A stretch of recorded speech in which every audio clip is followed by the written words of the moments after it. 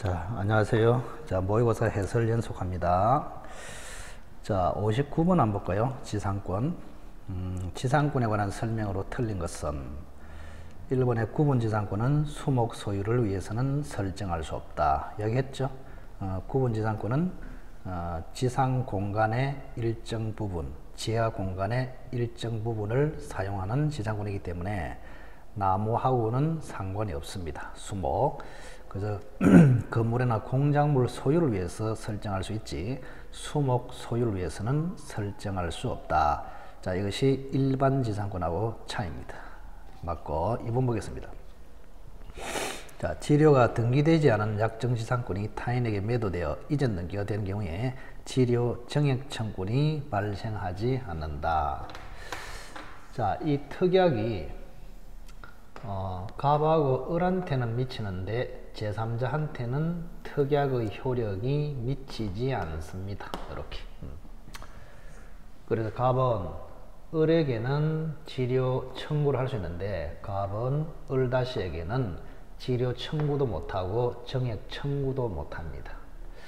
그런데 만약 이 특약을 등기를 해버리면 효력이 을다시에게는 미칩니다.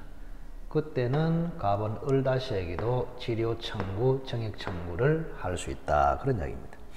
이번은 맞네요. 지료가 등기되지 않은 지상권이 타인에게 매도되어 이전 등기가 된 경우에 지료 청구권, 지료 정액 청구권도 발생하지 않습니다. 그래서 이번은 맞네요. 그죠? 자, 복잡하게 생각하면 특약도 계약이거든요. 계약의 효력은 갑과 을 당사자에게만 미칩니다. 따라서 갑은 을에게 재료를 청구할 수 있지, 정액도 청구할 수 있지, 제3자 을다시에게는 재료 청구도 못하고 정액 청구도 못합니다. 근데 등기를 해버리면 제3자에게도 효력이 미치므로 갑은 을다시에게도 재료 청구, 정액 청구를 할 수 있다.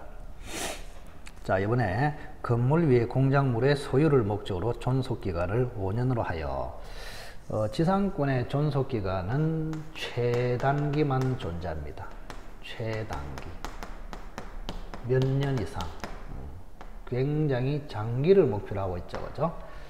그래서 수목 소유 및 경관 건물, 이거는 30년 이상. 보통 건물은 15년 이상. 건물이 아닌 공작물은 5년 이상 이렇게 되어 있습니다.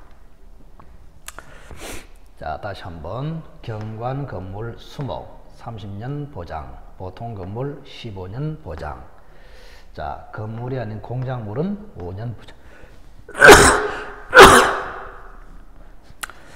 자, 3번에 보시면 건물 위에 공작물 소유를 목적으로 존속기간을 5년으로 하여 지상권을 설정했다. 5년이 보장되니까 5년으로 약정을 했으면 5년이 됩니다. 그때 존속기간은 15년이다 아니고 5년이다 이래 해줘요.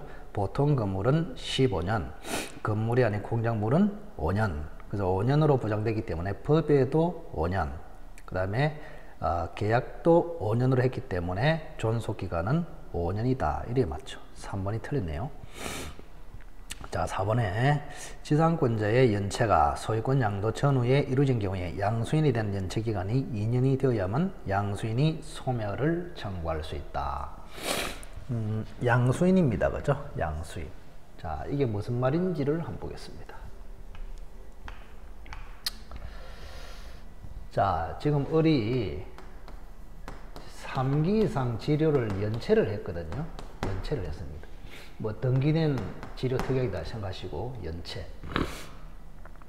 근데 연체면 2번 이상 연체를 하면은 갑이 지상권 소멸을 청구해서 소멸을 시킬 수 있어요. 근데 그 안에 병한테 지금 토지가 양도가 돼 버렸거든. 병한테. 땅 주인이 병으로 바뀌었단 말이에요. 자, 그런데 갑에 대해서는 예를 들어서 2년을 연체했고 병에 대해서는 1년을 연체했습니다. 합해서 3년을 연체했다. 3기. 자, 이런 경우에 새로운 소유자가 소멸을 청구할 수 있겠냐? 안 된다는 게 판례입니다.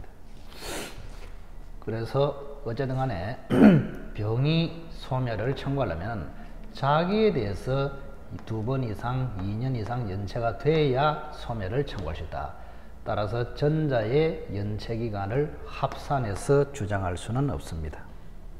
그래서 양수인에 대한 연체기간이 2년이 되어야 양수인이 소멸을 청구할 수 있다. 맞네요.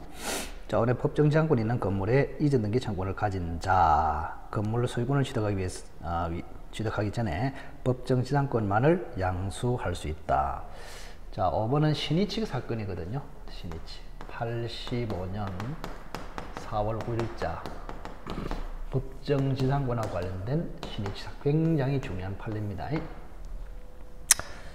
자, 우선은 갑이라는 사람이 자기 토지 위에 건물을 소유하고 있습니다. 자기 토지 위에 건물을 소유하고 있으니까 아무 문제 없죠. 근데 갑자기 집을 을에게 지금 팔아넘겼습니다. 3월 1일 날. 그래서 을적으로 집이 넘어갔겠죠. 당연히 이전 등기를 했습니다. 자, 을은 또다시 병한테 지금 집을 넘겨버렸습니다. 팔았다 이 말이죠. 이렇게. 당연히 이전 등기를 했습니다.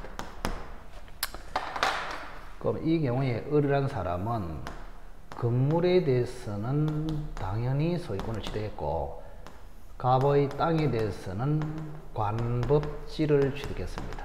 관법지 이렇게. 자, 동일인이 소유하다가 이미 경매명의 사유로 집주인과 땅주인이 분리됐을 때 집주인이 남의 땅에 당연히 지상권을 가진다. 그걸 법정지상권이라고 하거든요.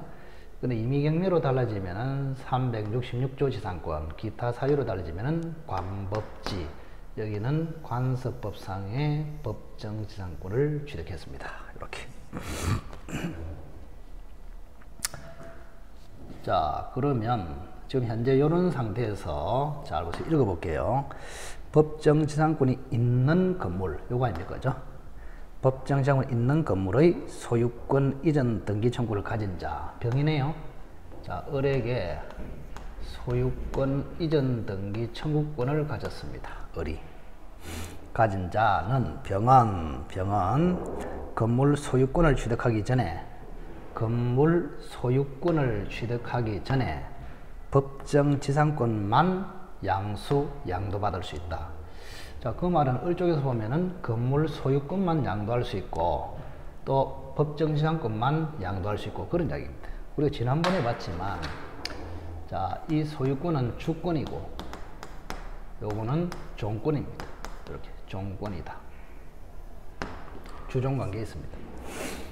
자, 건물 소유권은 주권, 토지에 대해서 법정지상권은 종권, 주종관계에 있습니다. 그러면 만약에 주권이 처분되면은 종권도 따라 처분된다. 자, 주물을 처분하면은 종물도 따라서 처분이 됩니다. 자, 그런데 우리 법 유명한 게 있어요. 자, 지상권이든 법정지상권이든 지상물에 대해서, 지상물, 즉 건물이나 건물 소유권을 이야기하죠. 종된 권리. 종된 권리이지만 종속된 권리는 아니다. 이런 판례가 있어요. 자, 지상권과 법정지상권은 건물에 대하여, 건물 소유권에 대해서 종된 권리지만 종속된 권리는 아니다. 따라서 분리처분이 가능하다. 이런 판례가 있습니다. 분리처분이 가능하다. 또 건물에 대한 매매 범위와 지상권의 범위도 달리 정할 수가 있다. 어쨌든 분리처분이 가능하다. 그 말은 건물 소유권만 처분할 수도 있고 지상권만 처분할 수도 있고 병 쪽에서는 소유권만 양수할 수도 있고 지상권만 양수할 수도 있다. 그래서 5번은 맞네 이거죠. 자, 5번은 조금 어렵습니다. 옆에다가 신이칙 사건이다 써놓으세요. 법정지상권이 있는 건물의 소유권 이전 등기 청구권을 가진 자 병은 건물 소유권을 취득하기 전에 법정지상권을 취득할 수 있다. 맞습니다. 그래서 분리처분이 가능하기 때문에 을이 소유권만 처분할 수도 있고 지상권만 처분할 수도 있고, 병은 소유권만 양수받을 수도 있고 지상권만 양수받을 수도 있다, 이런 이야기입니다. 자, 그렇게 보시면 됩니다. 3번이 그래서 정답입니다. 자, 60번 법정지상권에 관한 기술 중 틀린 것을 골라라. 자, 1번의 법정지상권은 약정지상권과 달리 반드시 지료를 지급해야 한다. 우리 지상권에는 지료 지급 의무가 없어요. 그래서 무상이 원칙입니다. 무상. 지료를 지급하지 않아도 됩니다. 지료를 지급하지 않아도 된다. 그다음 아무 소리 없으면 지료 지급을 할 필요가 없어요. 근데 예외적으로 지료를 지급하기로 특약을 하면은 지급해야 된다, 이런 이야기입니다. 특약을 하면. 근데 법정지상권은 다릅니다. 약정지상권은 특약이 있을 때만 지급하고 법정지상권은 무조건 지급해야 된다. 그런데 그 지료는 당사자 협의로 정하고 협의가 안 되면 법원에서 결정을 한다, 그런 이야기입니다. 자, 1번 조심하십시오. 법정지상권은 약정지상권과 달리 반드시 지료를 지급해야 한다. 다만 그 지료 결정은 협의로 결정하는 것이 원칙이고 협의가 안 되면 당사자가 청구해서 법원에서 결정합니다. 자, 법정지상권은 등기 없이도 성립은 취득하고 똑같죠. 자, 법률 규정으로 취득하기 때문에 187조에 따라서 등기 없이도 성립, 등기 없이도 취득합니다. 다만 다시 처분을 하기 위해서는 반드시 등기해야 된다. 자, 우리 187조에 그렇게 되어 있죠. 법률 규정으로 취득할 때는 등기 없이 취득한다. 다만 처분하기 위해서는 등기를 해야 한다. 정확하게 맞습니다. 자, 3번의 저당물의 경매로 인하여 토지와 지상 건물이 다른 소유자에게 속하게 되는 경우에 건물 소유자는 법정지상권을 취한다. 이 3번이 그 유명한 366조 법정지상권입니다. 366조 법정지상권. 옆에 써놓으세요. 366조 법정지상권. 자, 그래서 우리가 366조하고 관법지하고 근본적인 차이를 잘 한번 보시기 바랍니다. 자, 우선은 지상권이 되려 하면은, 자, 동일인이 토지와 건물을 함께 소유하다가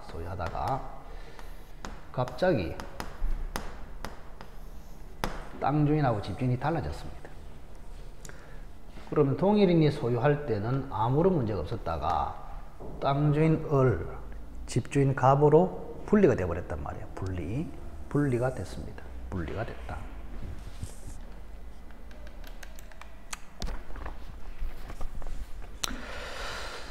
자, 60번 3번 보겠습니다. 3번. 자, 법정지상권은 366조의 법정지상권, 관서법상의 법정지상권. 자, 우선은 기본적으로 동일인이 건물하고 토지를 함께 소유하다가 어떤 사유로 토지 소유자와 건물 소유자가 달라졌을 때 건물 철거를 방지할 목적으로 땅 소유자가 당연히 지상권을 설정해 준 것으로 본다. 이렇게 되어 있습니다. 근데 이거는 이제 두 종류가 있죠. 만약에 여기 이제 경매가 돼가지고, 자, A라는 사람이 돈을 빌려주고 저당권을 지금 잡았습니다. 이렇게. 자, 갑이 돈을 갚지 않아 가지고 A가 경매를 넣어서 낙찰로서 달라졌다. 경매 신청. 자, 이때 경매는 임의경매를 이야기합니다. 8월 1일 날 이렇게 낙찰로 달라졌다. 자, 이런 경우는 366조의 규정이 되어 있습니다. 자, 그래서 을은 건물 소유자 갑을 위하여 지상권을 설정해 준 것으로 보고, 갑은 을의 토지에 366조의 법정지상권을 취득합니다. 줄여서 법지라고 하겠습니다. 법정지상권을 취득합니다. 자, 근데 만약에 임의경매로 달라진 것이 아니고 기타 사유로 매매, 정여, 그죠? 그 다음에 동의물 분할, 그 다음에 강제경명, 임의경매 외의 사유 등등등이 있죠, 그죠? 다만 환지는 제외된다, 이런 판례가 있습니다. 자, 임의경매 외의 사유, 빨간 사유로 달라지면은 관법지를 취득합니다. 관습법상의 법정지상권, 이렇게. 그래서 근본적인 법정지상권의 취지는 같아요. 자, 동일인이 둘 다 소유를 하고 있을 때는, 그죠? 아무 문제 없었죠. 근데 어떤 사유로 땅 주인과 집 주인이 달라지면 집에 철거가 될 가능성이 많다. 그러면 집에 철거를 방지하기 위해서 집 주인이 남의 땅에 당연히 지상권을 가진다. 이거를 법정지상권. 자, 달라지는 사유가 저당권 실행의 임의 경매로 달라지면은 366조 법지, 기타 사유로 달라지면은 관법지가 성립한다. 이렇게 보시면 됩니다. 자, 그러면 3번에 저당물의 경매로 인하여 토지와 지상 건물이 다른 소유자에게 속하게 되는 경우에 건물 소유자는 366조 법정지상권을 취한다. 맞고.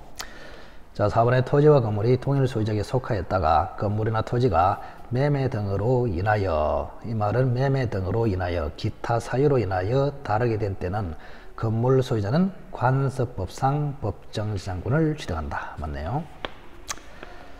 자, 5번에 대지와 건물이 동일한 소유자에게 속하는 경우에 건물에 대해서만 전세권을 설정한 후에 대지의 소유자가 변경된 때는 전세권자는 법정지상권을 취득한다. 자, 여기 틀렸네요. 전세권하고 관련된 법정지상권은 305조에 들어있습니다. 305조. 305조를 보겠습니다. 305조. 자, 예를 든다면 갑이라는 사람이 토지 위에 건물을 가지고 있습니다. 이렇게 건물을 가지고 있습니다. 근데 을이라는 사람이 전세권자로 들어갔단 말이야. 전세권자. 이렇게. 자, 이런 상태에서 갑이 갑자기 토지를 병한테 팔아버렸네요. 매매.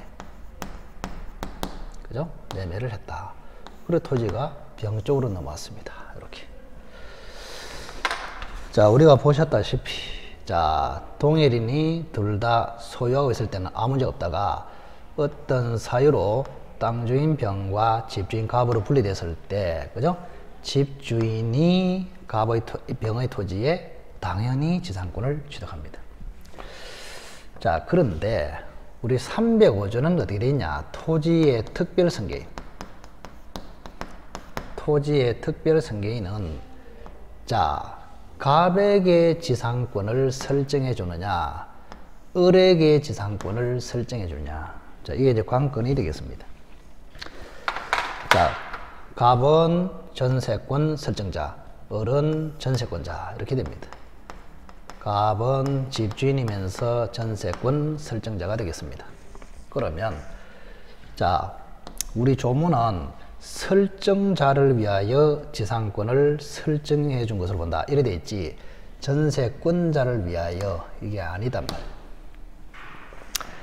그래서 병의 토지에 법정 지상권을 가지는 사람은, 자, 전세권 설정자, 건물 소유자이지 세입자, 전세권자가 아니다. 꼭 기억하십시오. 자, 그래서 5번은, 자, 대지의 소유자가 갑에서 병으로 변경된 때는 전세권자가 취득하는 것이 아니고 건물 주인인, 세입자가 아닌 건물 주인인 전세권 설정자 갑이 법정지상권을 취득한다. 이래야 맞습니다. 5번이 틀렸습니다. 자, 5번은 305조 명문의 규정이 있습니다. 자, 5번이 정답. 자, 지역권에 관한 설명으로 틀린 것을 골라라. 자, 지역권이 침해되는 경우에는 반환 청구를 행사할 수 없다. 좀 전에 했죠. 지역권하고 저당권은 점유를 요소로 하지 않기 때문에 침해를 받았을 때 반환 청구는 행사할 수 없습니다. 1번은 맞고. 자, 지역권은 요역지 소유권에 부종하여 이전하고 이를 요역지와 분리하여 양도하는 것은 불가능하다. 자, 이것도 지역권도 잠시 한번 살펴보도록 하겠습니다. 지역권.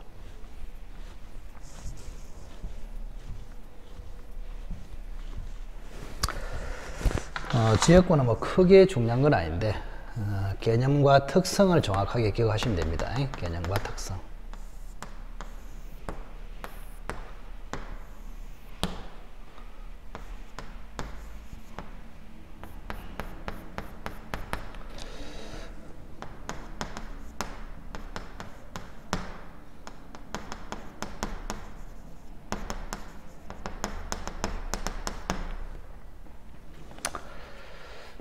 자, 우선은 갑이라는 사람은 요역지 소유자는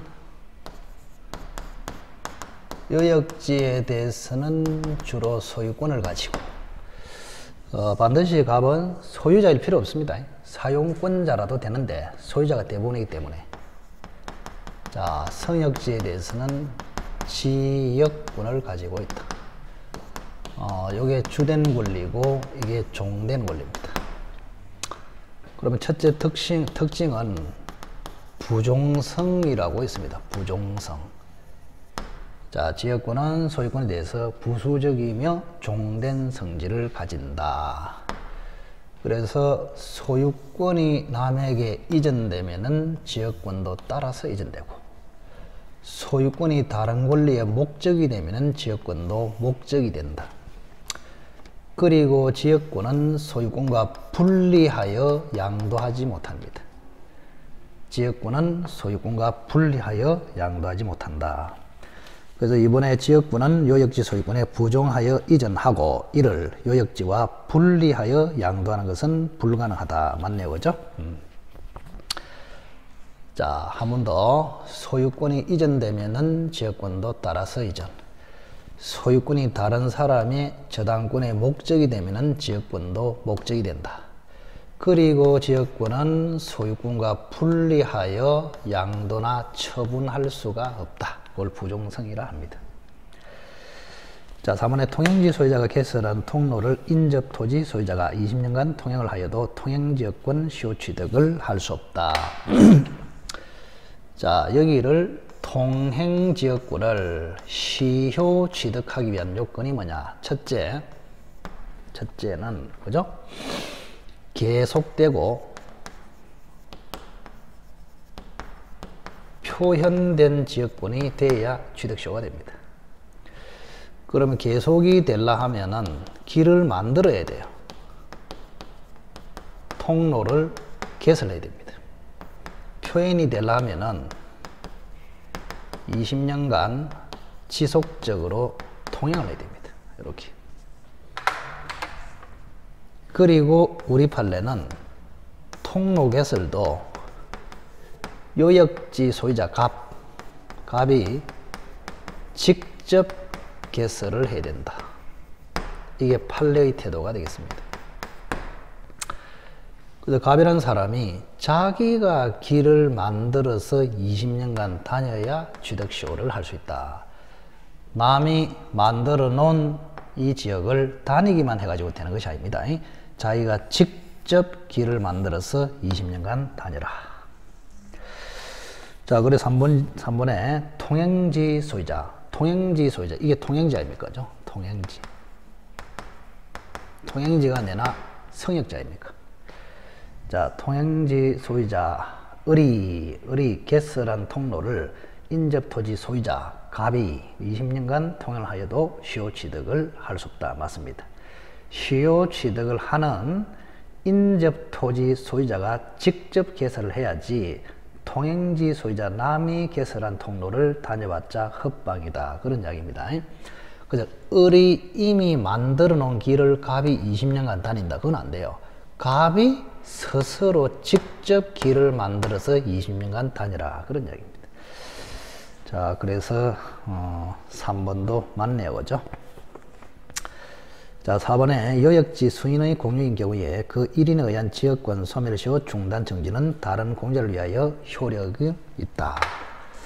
자, 여기가 갑이 아니고 세 사람이 지금 공유를 하고 있습니다. 세 사람이 공유. 그러면 이런 경우에 큰 틀에서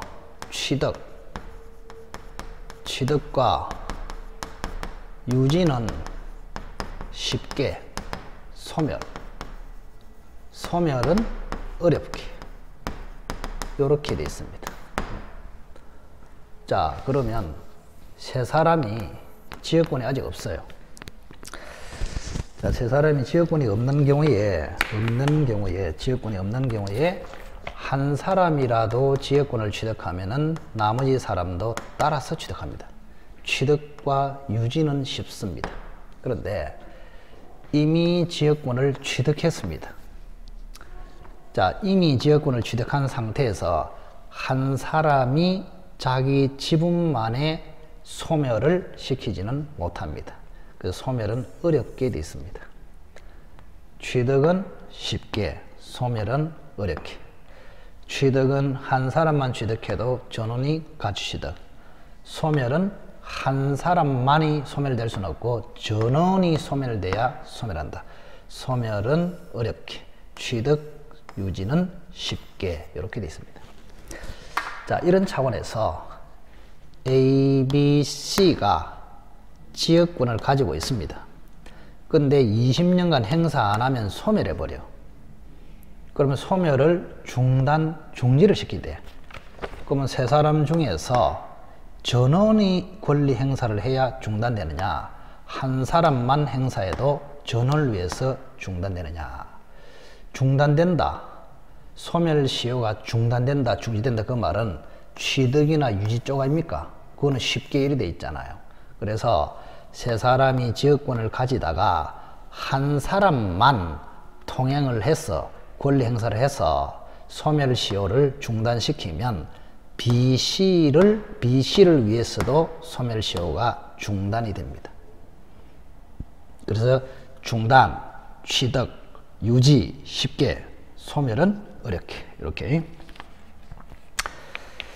자, 그래서 4번에 요역지가 수인의 공유인 경우에 1인에 의한 소멸시효 중단의 효력은 다른 공유를 위해서도 중단이 된다. 즉 효력이 있다, 이래 맞잖아요. 4번이 틀리네요, 그죠? 4번이 틀렸습니다.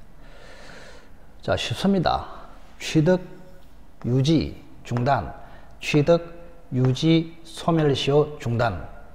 소멸시효 중단도 소멸을 중단시키는 것이기 때문에 취득이나 유지하고 같잖아요. 그거는 쉽게. 하여튼 지역권을 존속시키는 것은 쉽게, 지역권을 없애는 것은 어렵게. 그래서 세 사람이 지역권을 가지고 있다가 한 사람만 20년간 다녀서 소멸시효를 중단시키면 전원을 위해서 중단의 효력이 생긴다. 그래서 4번이 틀린 것으로 정답이 되겠습니다. 자, 5번은 특수지역권이네요. 특수지역권은 이겁니다. 간단하게. 갑이 산을 하나 가지고 있습니다. 여기에 마을 주민이 있습니다. Z까지 마을 주민. 소를 키우고 있네요. 소. 근데 소 먹을 풀이 없어요. 그래서 마을 대표가 갑하고 협상을 해가지고 여기에다가 소를 풀어서 먹이를 먹습니다.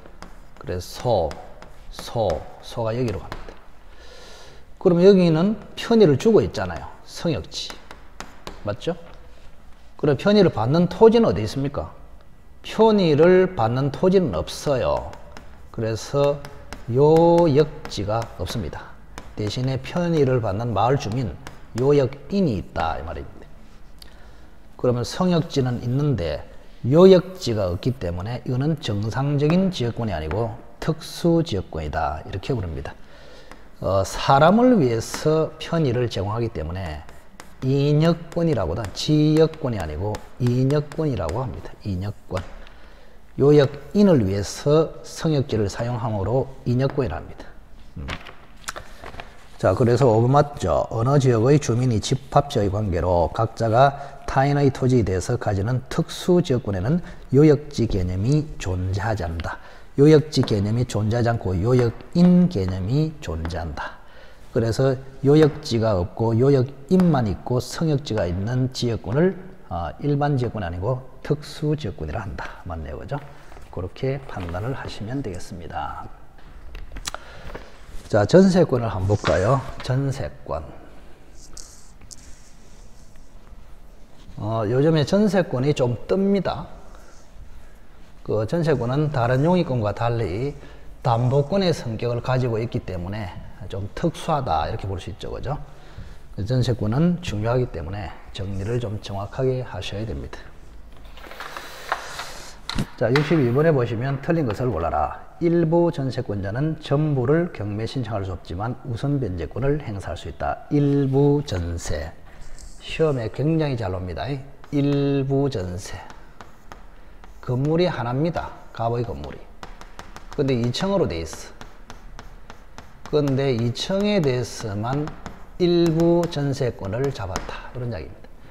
그런데 건물 전체에 대해서 병이라는 사람이 후순위로 저당권을 지금 잡았습니다. 이렇게 3월 1일. 자, 이 경우에 을은 건물을 비워줄 준비를 하고 있는데 설정자 갑이 전세금을 안 내줘요. 그러면 을은 경매를 신청해서 우선 변제를 받아간다. 자, 경매를 신청할 때는 경매 신청은 2층에 대해서만 할 수가 있습니다. 근데 을이 경매 신청하지 않고 가만히 기다렸어. 그럼 병이 1, 2층 전부를 경매에 넣었어. 그럼 을은 병보다는 선순위이기 때문에 먼저 우선 면제를 받습니다. 그럼 을이 우선 면제 받을 때는 2층 부분만 받냐, 전체를 받냐? 이때는 전부에 대해서 전부 낙찰대금에 참여해서 우선 변제를 받습니다. 이렇게. 자, 결론은 일부 전세는 경매 신청은 일부에 대해서, 우선 변제는 전부에 대해서 반드시 기억하십시오. 반드시. 자, 그래서 1번 맞네요. 일부 전세권자는 전무를 경매 신청할 수 없지만 우선 변제권은 행사할 수 있다. 자, 이번에 전세권의 법정갱신. 자, 법정갱신은 법률 규정에 의한 물권 변동입니다. 법률 규정에 의한 물권 변동이므로 187조에서 변경 등기 없이도 주장할 수 있고 대항할 수 있다. 그 입으로 맞네요. 법정갱신은 변경 등기 없이도 설정자나 전득한 제3자에게 대항할 수 있다. 등기 안 해도 얼마든지 효력을 주장할 수 있다. 이런 이야기입니다. 맞고 3번 보겠습니다. 전세권자가 설정계약을 위반하여 목적물을 사용한 경우에 설정자는 원상회복 또는 손해배상을 청구했다. 자, 3번이 틀린 것으로서 정답입니다. 원상회복 또는 손해배상 청구. 자, 우리가 원상회복 이거 하나 기억하십시오. 원상회복 및 손해배상 청구. 원상회복도 하고 손해도 배상해라. 이거는 유일하게 해제했을 때입니다. 해제했을 때. 해제 시에는 이게 맞아요. 자, 근데 해제가 아니고 기타. 취소시. 취소시. 그 다음에 취소시 앤더 기타. 기타는 뭐 좀 전에 봤지만 전세권 소멸의 경우에 그런 경우는 전부 다 원상회복을 하거나 손해배상을 청구하거나 오화로 되어 있습니다. 오화. 자, 해제할 때만 원상회복 앤더 손해배상 청구. 나머지는 전부 다 오화다 생각하십시오. 그래서 3번도 밋이 아니고 또는입니다. 원상회복 또는 손해배상 청구. 뭐 크게 중요한 건 아니니까 3번은 기억을 하지 않아도 되겠네요. 자, 62번은 3번은 출제 지문으로서 가치가 좀 없습니다. 자, 4번에 전세권이 먼저 설정되고 후에 저당권이 설정되어, 자, 그러면 전세권이 선순위, 저당권이 후순위입니다. 후순위 저당권이 실행되면은 선순위 전세권은 존속하는 것이 원칙이다. 맞죠? 후순위 저당권이 실행되면은 선순위 용의권은 존속. 자, 이번에 설정계약을 하면서 전세권 담보 제공을 금지하는 특약을 하고 그 등기를 하면은 당해 전세권은 저당권의 목적이 되지 못한다.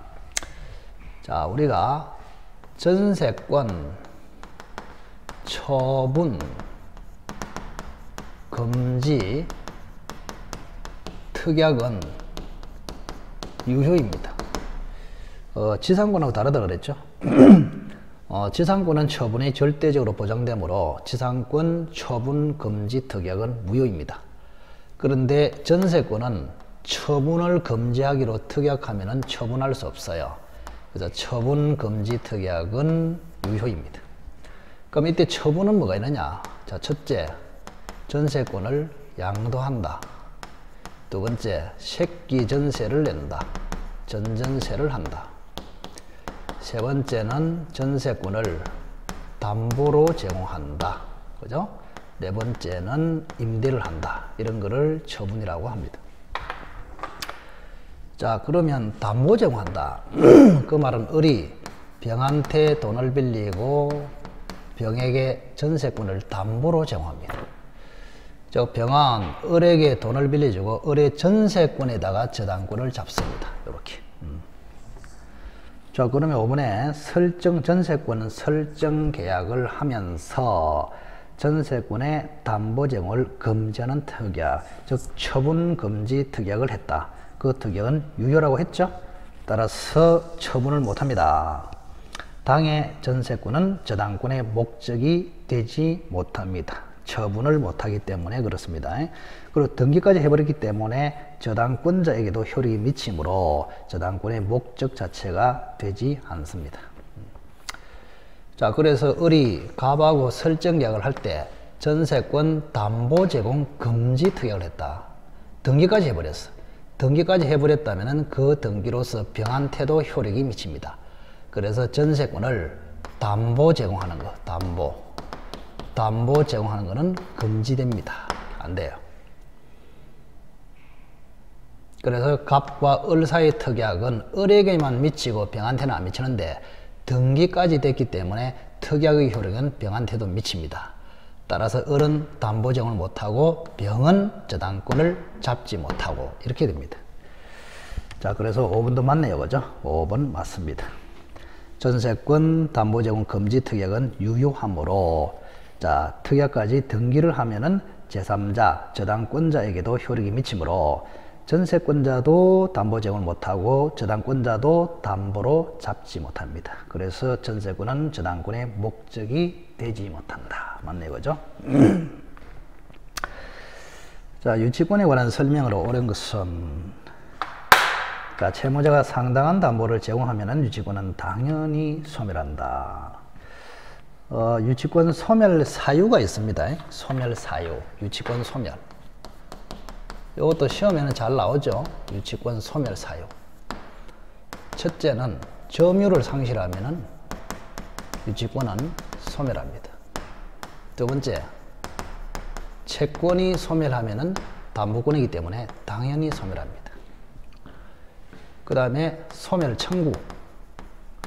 소멸 청구가 있으면 소멸합니다. 근데 소멸 청구는 두 가지가 있습니다. 하나는 유치권자의 의무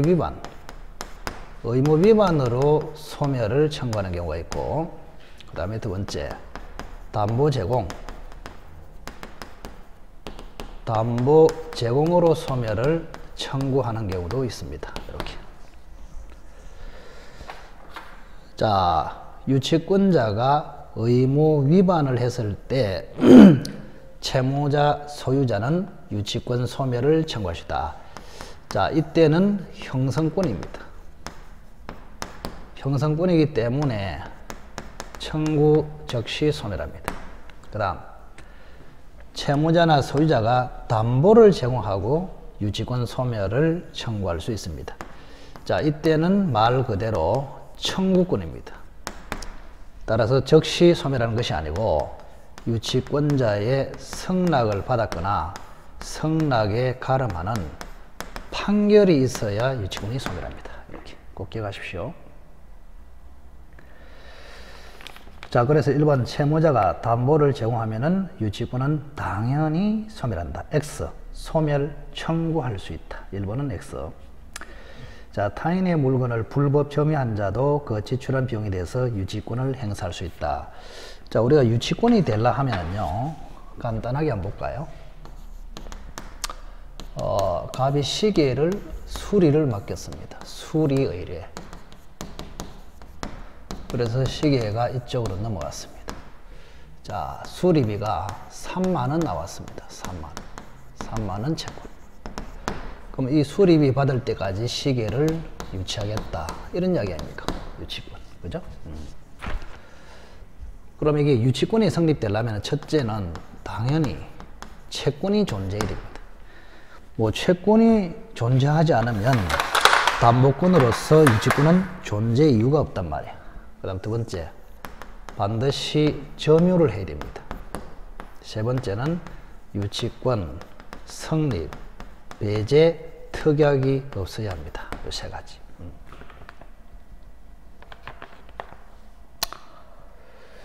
자, 그러면 채권은 다시 두 가지로, 하나는 결련성이 있어야 합니다.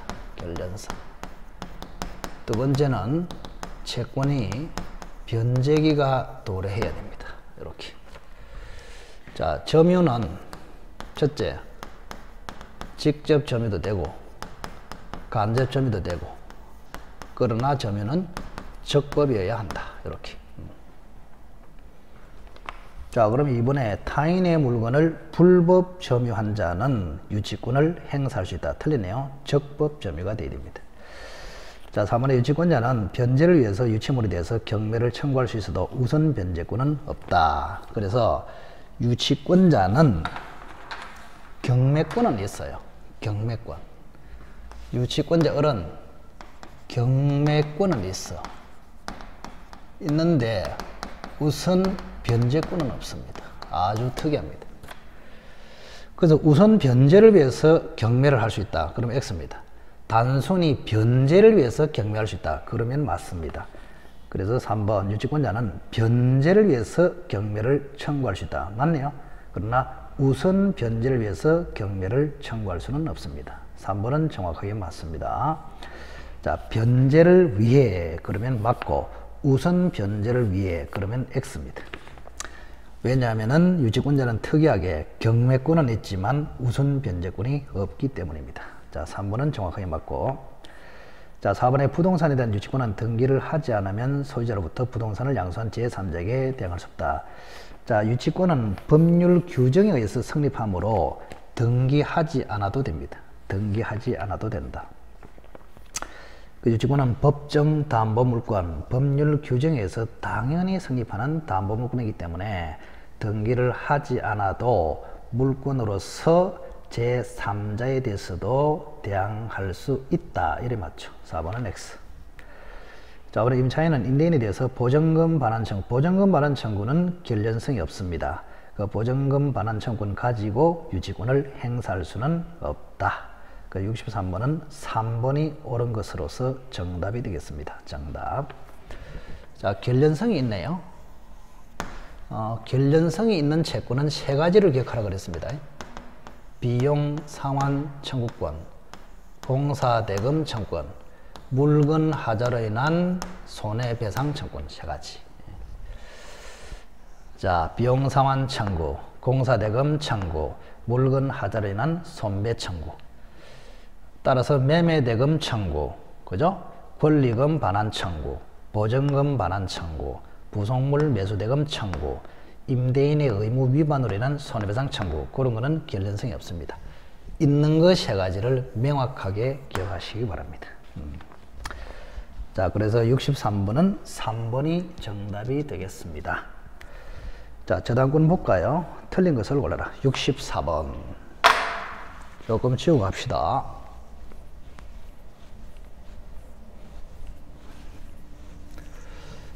저당권은 유치권보다 훨씬 어렵고 중요하고 시험에도 굉장히 잘 옵니다. 두 문제는 그냥 나온다 이렇게 생각하시고 정확하게 정리를 하셔야 되겠습니다. 자, 우선은 지역권은 저당권의 목적으로 할 수 없다. 자, 여기 보시면 갑이 을에게 1억을 대여했습니다. 토지가 하나 있습니다. 여기에 갑은 저당권을 잡았습니다. 이렇게. 그러면 갑은 채권자이면서 저당권자, 을은 채무자이면서 설정자가 되겠습니다. 이렇게 설정자. 우리 민법의 저당권의 객체는 부동산, 지상권, 전세권, 권리의 일부, 지분 이런 게 있습니다. 자, 저당권의 객체는 부동산, 지상권, 전세권, 권리 일부, 지분. 그래서 지역권은 저당권의 목적으로 할 수 없다. 맞네요.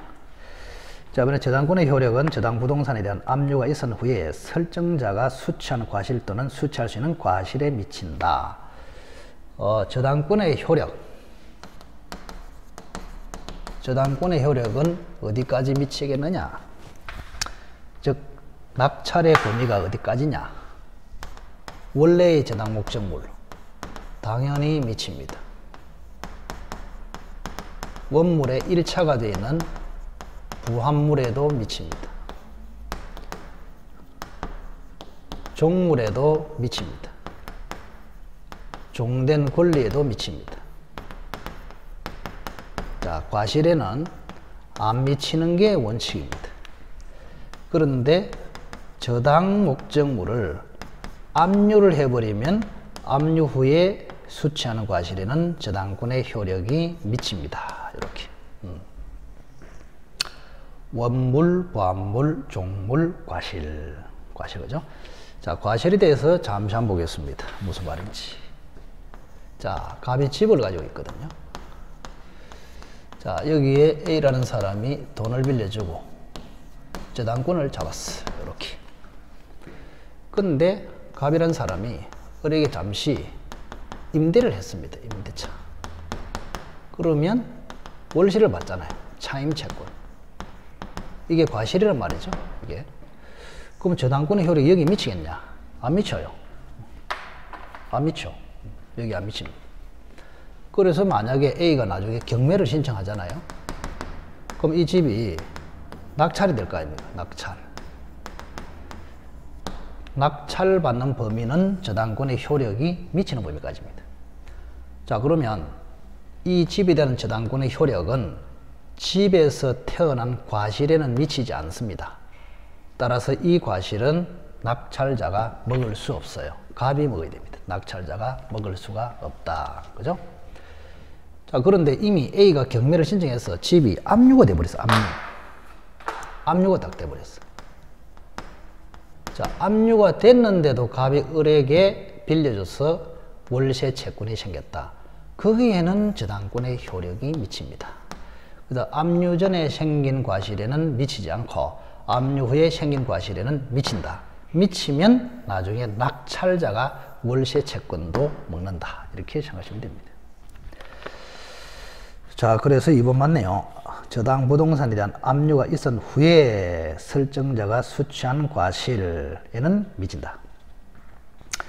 자, 3번에 제3취득자는 채무자의 의사에 반하여 채권을 변제할 권리가 없다. 제3취득자. 자, 이 사람도 굉장히 중요하죠. 제3취득자. 제3취득자.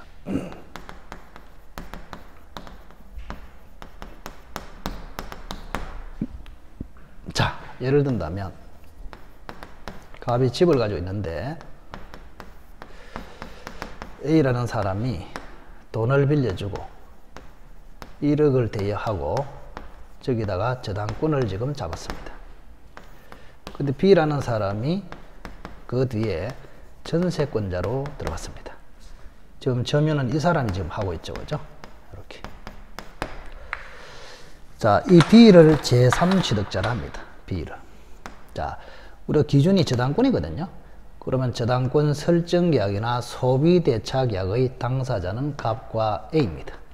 당사자 외의 사람을 제3자, 제3자로서 지상권, 전세권, 소유권을 취득한 자가 제3취득자라. 그럼 우선은 제3취득자가 되려 하면은 저당권보다는 후순위가 돼야 되고, 그 다음에 사용권자가 돼야 됩니다. 사용권자. 사용권자가 돼야 됩니다. 사용권자. 사용권자. 그 다음 B가 만약에 후순위 저당권자다. 그러면 이거는 사용권자가 아니기 때문에 제3취득자가 아니에요. 그래서 사용권자 후순위이면서 사용권자가 돼야 제3취득자가 된다. 자, 그러면 만약에 A가 경매를 신청하잖아요. 나중에. 그럼 이것이 이제 실행되잖아. 낙찰이 되면은 후순위 전세권은 소멸합니다. 그래서 어떻게 하면은 제3취득자를 보호하겠느냐. 이런 문제가 제3취득자 문제입니다. 그런 B의 전세권이 소멸되지 않도록 해주면 될 것이다. 그 방법이 첫째는 경매인 자격을 줍니다. 경매인 자격. 즉 B가 낙찰을 스스로 받을 수 있도록 해줍니다. 그럼 쫓겨나진 않으니까. 그런데 이것도 미흡합니다. 왜? B 앞으로 반드시 낙찰되라는 보장이 안 돼 있어요. 그리고 두 번째 강력한 권리를 줍니다. 자, 저당권을 없애는 권리를 주면 된다. 저당권을 없애버린다. 그러면 저당권을 없애려면 채권을 없애야 돼. 그럼 채권을 없애려면 변제를 해야 돼. 그래서 B한테 주는 것이 채무자를 대신해서 변제를 할 수 있는 권리를 줍니다. 이거를 대위 변제권이라 합니다. 자, 제3취득자 보호 중에서 가장 핵심적인 내용이 대위 변제권이다. 대위 변제권. 그래서 B가 값을 대위해서 갚아서 채권 소멸시키고 저당권을 소멸시켜버리면 안전하게 이 집에서 살 수 있다. 이 말입니다. 자, 대위 변제권 특징. 첫째, 채무자의 의사에 반해서도 할 수 있다. 그 다음, 변제기 전에는 대위 변제할 수 없다. 그 다음에 총 채무를 갚는 것이 아니고 360조 피담보 채무까지만 대위 변제해도 된다. 이 세 가지를 딱 기억하십시오. 자, 대위 변제권, 채무자의 의사에 반해서도 할 수 있다. 변제기 전에는 채무자와 달리 변제기 전에는 기한이익을 포기해서 변제할 수 없다. 그리고 총채무는 만약에 1억 3천이다. 근데 360조 피담보 채무는 1억 1천이다. 차이가 나죠? 왜? 지연이자가 여기는 다 들어가고 피담보 채무는 지연이자가 1년치밖에 안 들어가요. 그래서 대위 변제할 때는 1억 3천을 갚아야 하는 것이 아니고 1억 1천만 대위 변제해도 저당권 소멸이 가능하다. 이렇게. 자, 그래서 3번이 틀렸네요. 채무자의 의사에 반해서도 변제할 권리는 있다. 3번이 정답이 되겠습니다. 64번. 자, 64번. 4번 보겠습니다. 자, 전유 부분에 설정된 저당권의 효력은, 그죠? 대지 사용권에도 미친다. 맞습니다. 전유 부분에 동그라미 치시고, 주권, 대지 사용권에 동그라미, 종권. 자, 주물의 저당권이 설정되면은 종물까지 미친다. 주권의 저당권이 설정되면은 종권에도 미친다. 이런 이론입니다. 자, 전유 부분에 대한 소유권은 주권, 대지 사용권은 종권 이렇습니다. 이때 종물 종권은 설정 전후를 불문합니다. 설정 전후. 그래서 부합물과 종물은 설정 전에 들어왔냐 설정 후에 들어왔냐 상관없고 등기했냐 안 했냐도 상관이 없습니다. 그래서 종권인 대지 사용권이 그죠? 전에 들어왔냐 후에 들어왔냐 상관없이 효력을 받습니다. 자, 그래서 전유 부분인 주권에 설정된 저당권의 효력은 그죠? 전유 부분의 소유자가 나중에 취득한 종권까지 미친다. 설정 후 종권에도 미친다. 맞네요. 그죠? 자, 이번에 저당권의 목적이 된 전세권의 존속기간이 만료되면 설정되는 특별한 사정이 없는 한 전세권자에 대해서만 전세금 반환의 의무가 있다. 5번도 매우 중요합니다. 전세권 저당권 문제입니다. 전세권 저당권. 전세권 저당권.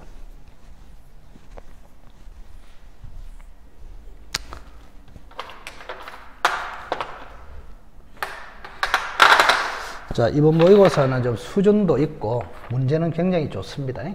그래서 훈련을 좀 확실히 하시기 바랍니다.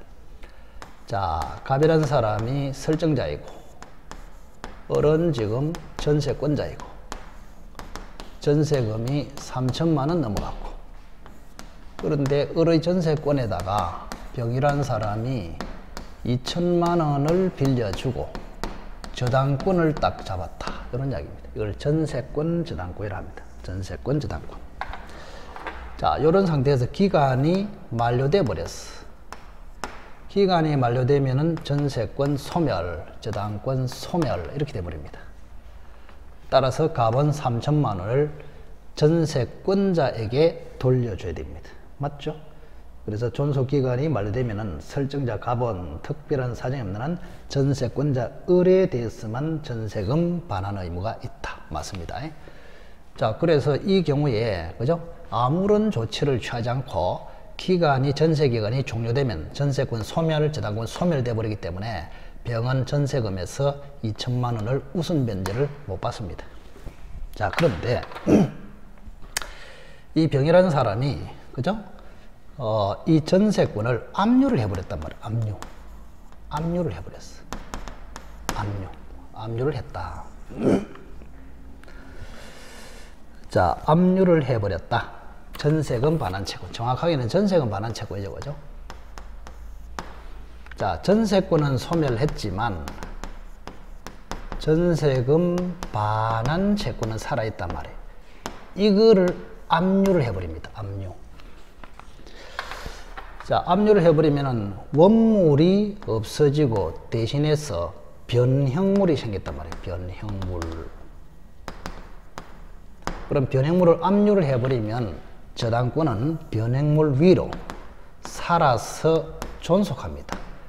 이거를 변형물 위로 대신해서 존속한다. 그래서 물상대비라 합니다. 물상대비. 자, 그러면 전세기간이 끝났을 때 가만히 놔둬버리면 전세권 소멸, 저당권 소멸. 그러면 갑은 3천만 원 을에게 반환 끝나버립니다. 병은 헛방 이리 돼요. 근데 병이라는 사람이 전세금 반환 채권을 압류 조치를 취해버리면 전세권은 소멸됐지만은 전세금 반환 채권이 살아있으므로 전세권 위에 존재하던 저당권이 전세권이 소멸하니까 여기에 존속할 수 없잖아요. 따라서 변형물 위로 옮겨가서 존속합니다. 그거를 물상대비라 합니다.